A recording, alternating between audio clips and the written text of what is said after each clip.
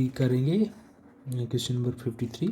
इस क्वेश्चन 53 में हमें एक स्क्यूड और एक अलग तरह का स्ट्रेस एलिमेंट दिया गया है। जनरली जो हमारा स्ट्रेस एलिमेंट रहता है वो स्क्वायर शेप का रहता है, क्योंकि हमारे जो एक्सिस हैं, एक्स फ्रेम ऑफ रेफरेंस है, वो ऑर्थोगोनल है, X and Y. That is why we have a orthogonal nor square type of frame of reference और सॉरी स्ट्रेस एलिमेंट।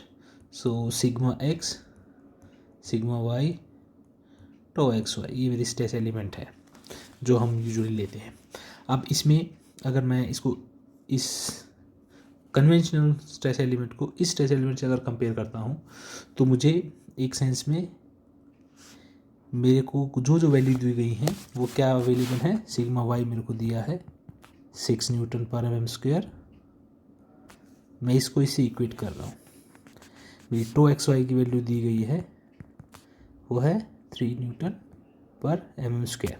ये जो टो और शियर स्ट्रेस की जो डायरेक्शन है बेसिकली वो पॉजिटिव सेंस है, क्योंकि ये फेस मेरा पॉजिटिव है, इसमें पॉजिटिव एक्स डायरेक्शन में पॉजिटिव एक्स फेस है, पॉजिटिव वाई डायरेक्शन में मेरी स्ट्रेस लग रही है, तो ये पॉजिटिव शियर स्ट्रेस है। तो दैट्स इसलिए मैंने इसको पॉजिटिव से शो किया। अब इस फिगर में जो हमें इंक्लाइंड सरफेस पे वैल्यू दी गई है, इंक्लाइंड सरफेस मतलब अगर मैं इस फेस को 45 डिग्री से रोटेट करता हूँ लाइक दिस, तो I'll get this surface. If this angle of rotation is theta is equal to 45 degree, then I'll get this surface. ठीक है। इस इंक्लाइंड पे जो मेरी स्ट्रेसेस होती हैं बेसिकली वो होती हैं sigma x dash and tau x dash y dash. उनकी वैल्यू मेरे को पता है। हमें क्या दिया गया है, sigma x dash is equal to 5 newton per mm square, और हमें tau x dash y dash दिया गया है 4 Newton per mm square. Very good.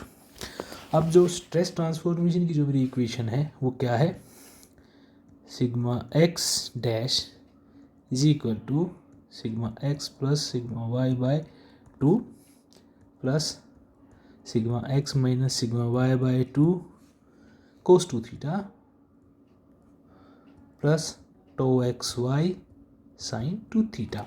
अब इस इक्वेशन में सिग्मा एक्स डैश मुझे पता है, सिग्मा वाई मुझे पता है, थीटा मुझे पता है, इवन टो एक्स वाई मुझे पता है।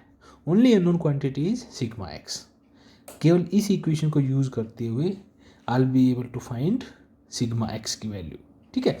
अब एक चीज़ देखिए, सिग्मा एक्स डैश हमें दिया गया है 5 newton per m square, sigma x by 2 plus sigma y कितना था मेरा 6 by 2, that means 3 newton per metre m square, plus sigma x actually 45 angle हमें दिया है 2 थीटा मतलब 90 degree, cos 2 theta cos 90 basically cos 90 की वैल्यू होती है 0।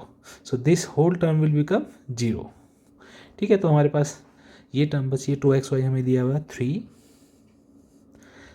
साइन 2 थीटा है, सॉरी साइन 90 कितना होता है 1।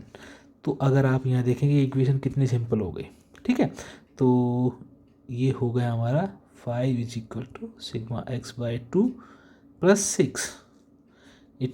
It is going to give me basically sigma x is equal to -2 newton mm square, -2 newton mm square. अब हमारी इतनी वैल्यू अगर आ गई है तो इसके बाद हमें अगर मैक्स प्रिंसिपल स्ट्रेस ये पूछी जाती है तो वो बड़ी इजी है। अब इसमें प्रिंसिपल स्ट्रेस निकालने के लिए अगर मैं सर्कल की इक्वेशन यूज़ करना चाहूँ सर्कल की इक्वेशन यूज़ कर सकता हूँ, मोर सर्कल यूज़ करना चाहूँ मोर सर्कल यूज़ कर सकता हूँ।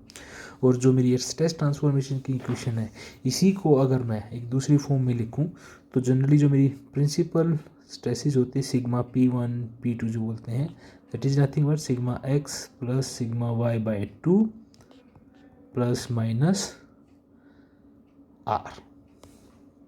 बेसिकली ये हमारे सर्कल में सेंटर रिप्रेजेंट करता है, क्योंकि मेरा मोर सर्कल ऐसे रहता है, ये मेरा नॉर्मल एक्सिस है, ये मेरा शियर स्ट्रेस एक्सिस है। तो this centre is basically your sigma x plus y by 2, and these 2 points are going to represent my principal stresses. तो और ये रेडियस r है, तो इसकी वैल्यू प्लस r और minus r is going to give me my principal stresses. Okay, r is nothing but square root sigma x minus sigma y by 2 का square plus tau x y whole square. अब r की value एक बार निकाल लेते हैं तो easy हो जाएगा हमारे लिए.